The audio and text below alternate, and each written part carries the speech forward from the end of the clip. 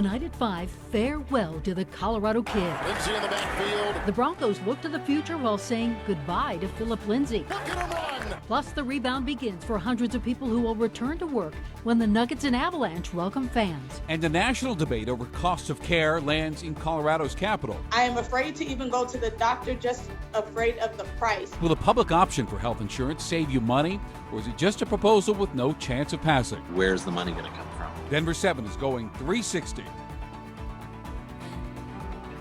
This is a sign of a damaged system. 33% of Americans are extremely worried about getting seriously ill. 40% are extremely worried about how they'd pay for it if they wound up at the hospital. The high cost of care is a known issue. Leading Democrats said today that a public option is part of the solution. And the public option is a state-run insurance plan that you can buy instead of using your company insurance or buying it from the marketplace. Similar to Medicare for all. Democrats say it'll be cheaper than what we're currently doing.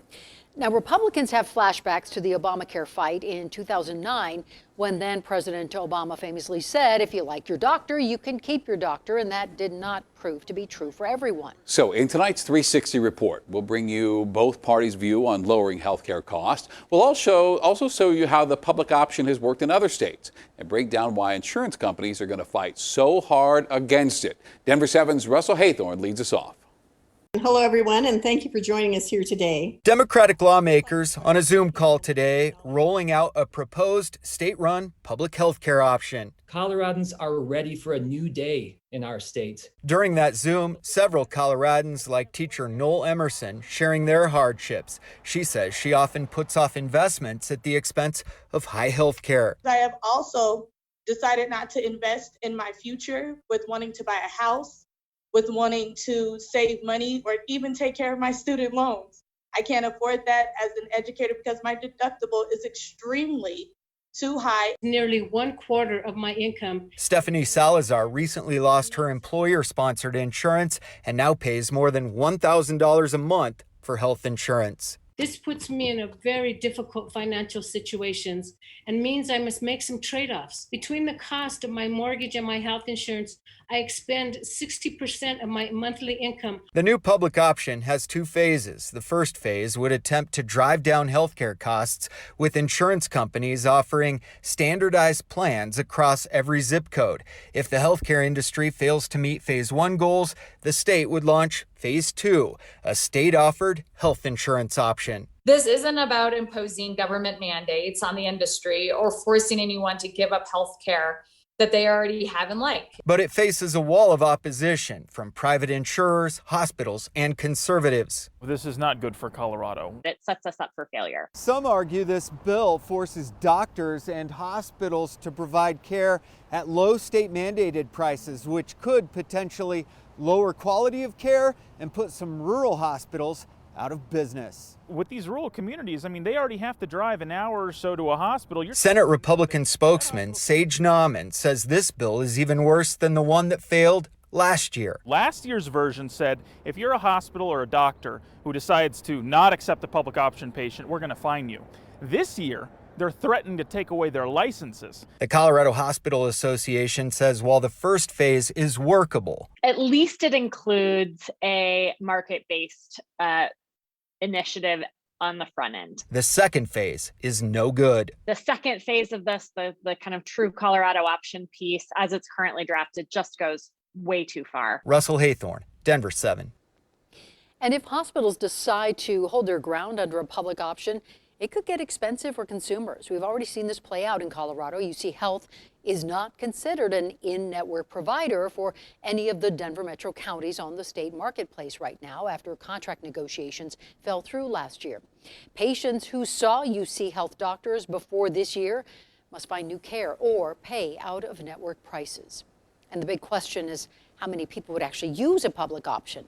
More than half the state gets insurance through their job. Only 7% is buying through the Affordable Care Act marketplace. We've already seen one example in Washington State, which launched a public option last year. The premium you pay for a public option plan in Washington isn't much different than what you'd pay for the plans offered by private insurers. In fact, in many counties, the public plan is more expensive.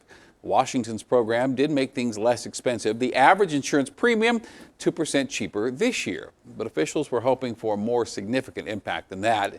And here in Colorado, Democrats say they are hoping to reduce premiums by 20% over the next 2 years. We are breaking down this proposed law in much greater detail on the denverchannel.com, and you can check that out right now. We'd also like to hear from you about this very meaty subject.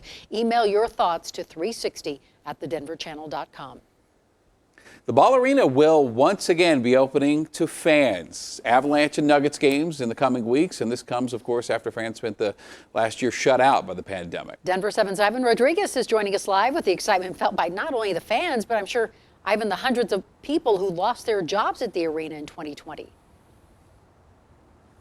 And Shannon, the Ball Arena will be able to welcome around 4,000 fans. That's around 25% of their overall capacity. But for those people who lost their job a year ago, it's a way for them to finally get back on their feet.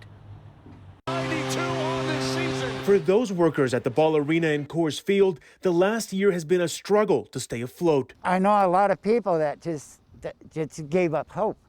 I mean, they truly, in that year time, they gave up hope. They gave up hope on going back to work. Nobody saw what was coming. Now with the news of Ball Arena bringing back about 4,000 fans on April 2nd, Ball Center is home to me. These workers can't wait to get back to doing what they love. We want to be back, and we want to give you the experiences that you guys deserve, that you paid for.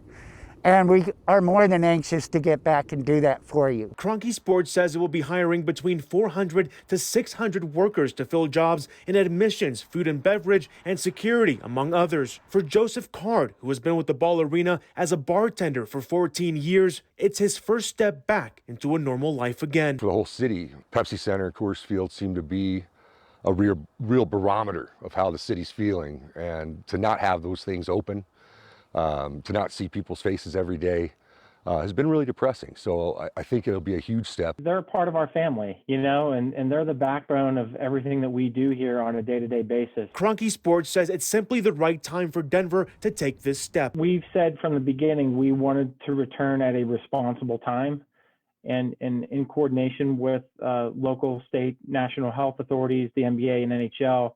We feel that now the time is right. You don't know how much I miss the interaction with the fans. Not only is this a time for fans to root for their teams, but for these workers to finally believe this is the beginning of the end of a pandemic that had no chance of winning.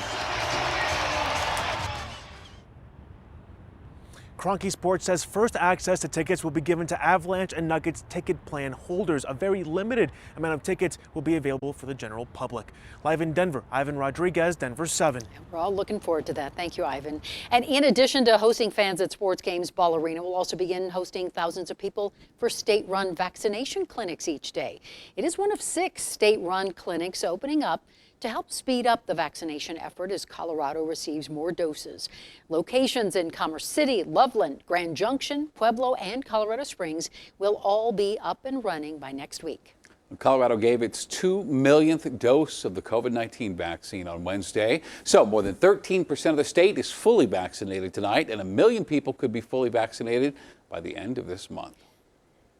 President Biden announced today 100 million vaccine doses have been given in our country. So you'll recall before the election, the president said he wanted 100 million within 100 days. Well, we hit that goal in 58 days. And most states are moving in the right direction, but of course there are trouble spots. 15 states have seen an uptick in cases this week. 6 saw cases spike by 25% or more. This is a time for optimism, but it's not a time for relaxation. I need all Americans. I need all of you to do your part. ABC News reports the U.S. is sending millions of doses of the AstraZeneca vaccine to Mexico and Canada. An official announcement could come later this week, and they aren't being used. Those doses aren't being used in our country right now, since the AstraZeneca vaccine is still waiting for FDA approval.